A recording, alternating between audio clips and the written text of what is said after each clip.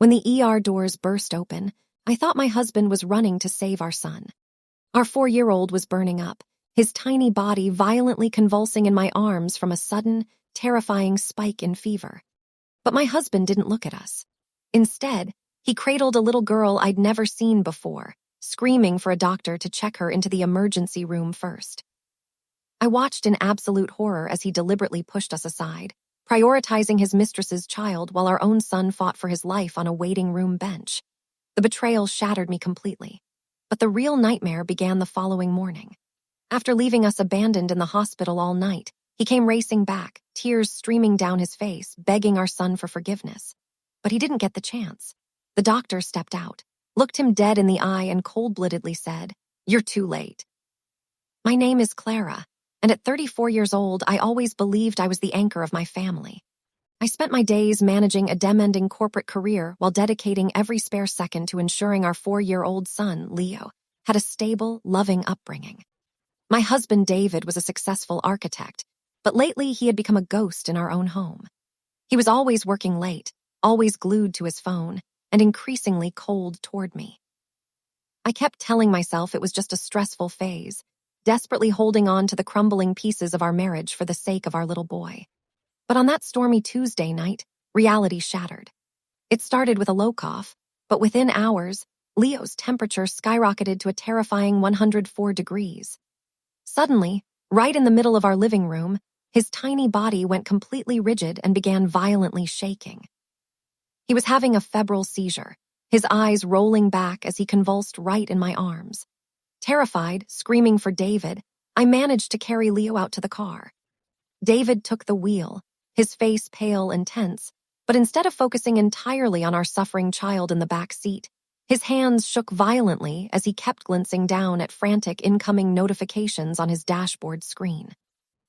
I was trapped in a living nightmare, clutching my seizing son, completely unaware that the man driving us was steering us directly into the most devastating ambush of my life. The tires screeched as David slammed the brakes in the hospital's emergency drop-off zone. I didn't wait for him. I threw the car door open, cradling Leo's shivering, rigid body against my chest, and ran through the sliding glass doors into Thebrite clinical chaos of the ER. "Please help me. My son is having a seizure." I screamed toward the triage desk, my voice cracking with pure desperation. But before the nurse could even jump up from her chair, the main entrance doors burst open again behind us with a violent thud. I turned around expecting a stranger, but my heart stopped. It was David. He hadn't been parking the car. He was sprinting into the lobby, his face a mask of absolute terror, a level of panic he hadn't shown for our own son in the back seat just minutes ago. And in his arms, he was tightly holding a crying little girl around 5 years old, followed closely by an elegant, hysterical woman in a designer coat. David didn't even look in my direction. He completely blew past me, using his large frame to aggressively push me and Leo away from the medical counter. "Get a doctor out here right now." David roared at the staff, his chest heaving as he shielded the other woman and her child. "She can't breathe. Check her in ahead ofrion else." I stood there utterly paralyzed, watching my own husband deliberately demand priority for a completely random child, while our convulsing son was forced onto a cold waiting room bench. David and that frantic woman disappeared through the heavy double doors into the trauma bays, escorted by 2 nurses who had been alarmed by his screaming. I was left standing in the middle of the lobby, completely abandoned, holding my shivering son, whose lips were starting to turn a terrifying shade of blue. Tears blurred my vision as a kind-faced triage nurse finally rushed over to me, quickly placing Leo onto a gurney and wheeling him toward the back. "Before I tell you what the doctors found, I'm glad to have you here.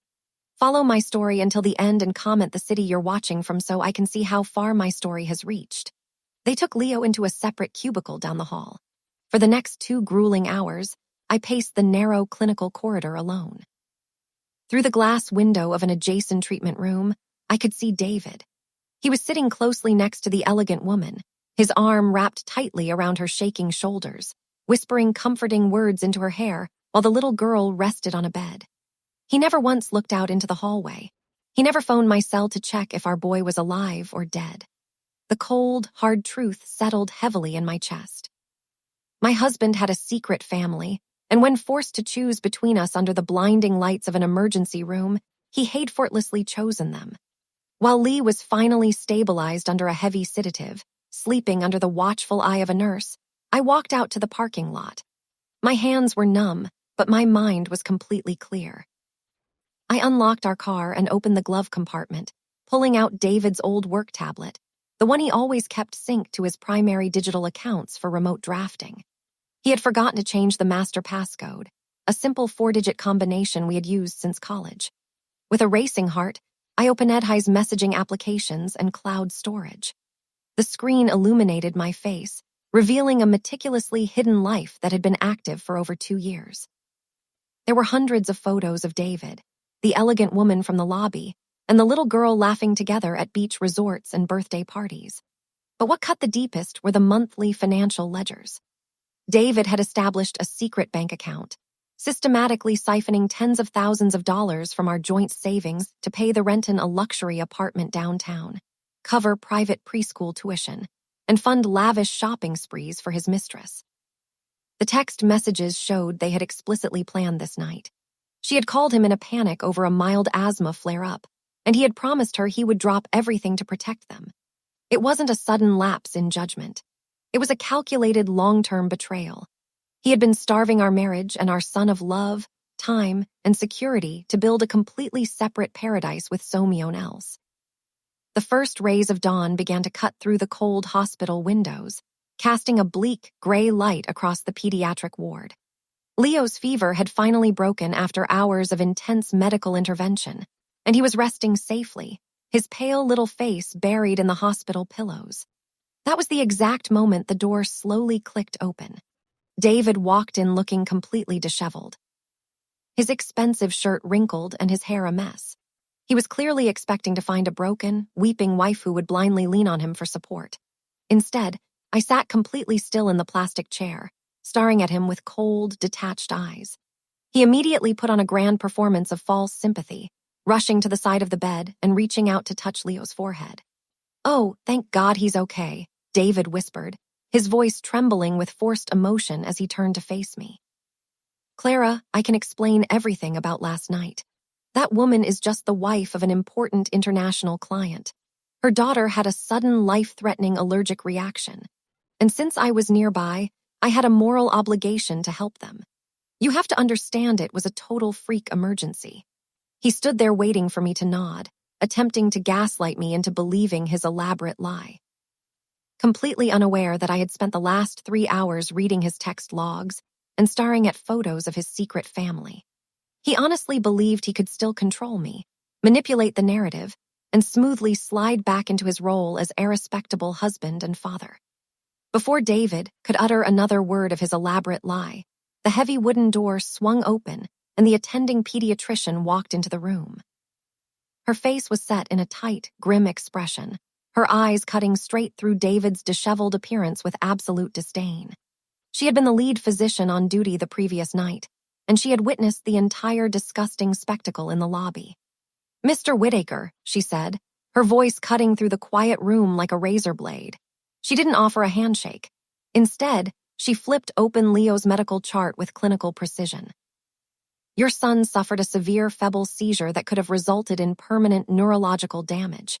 If he had been brought to the back just 10 minutes earlier, we could have administered medication to mitigate the trauma immediately. But he was neglected in the waiting room." David's face flushed a deep crimson, and he took an aggressive step toward the bed, reaching out his hands. "Look, I'm his father. Let me just talk to my boy and make things right." The doctor instantly stepped directly into his path, blocking him from reaching our sleeping son. She looked him dead in the eye and said, "You're too late." David froze as she continued coldly. "You are no longer permitted near this patient. Hospital administration and Child Protective Services have already been fully notified of the medical neglect that occurred last night. Furthermore, hospital security is waiting right outside that door to escort you off the premises immediately 3 months later." I stood by the window of my new coastal cottage, watching Leo laugh as he chased a golden retriever puppy across our sun-drenched backyard.